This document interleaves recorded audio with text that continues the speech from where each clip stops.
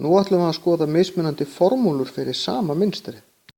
Hérna erum við með mynstur og ef við bara byrjum að telja hvað þetta eru mörg strik, þá er þetta 1, skulum gera þetta rautt, 1, 2, 3, 4, 1, 2, 3, 4, 5, 6, 7, 7, 1, 2, 3, 4, 5, 6, 7, 8, 9, 10, 4, 7 og 10.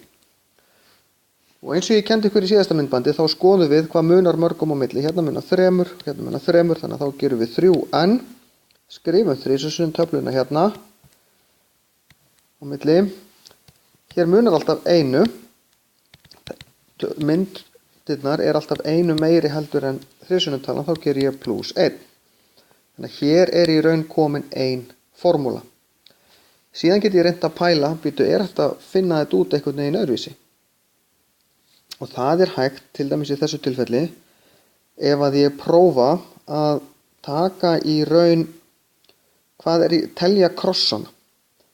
Ef ég er með 1 kross, þá er ég með 2 strik í krossinum.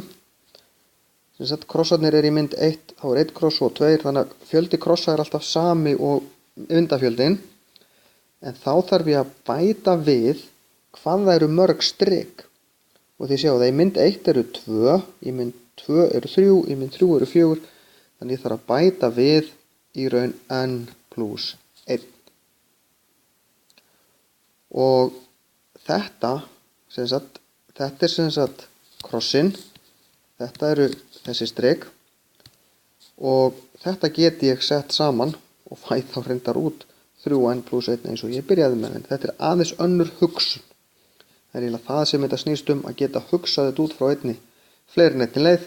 Því eins og við vitum, við tökum sömu formúluna og brjótum hana upp eða einföldum hana, þá getum við alltaf endað á sama stað.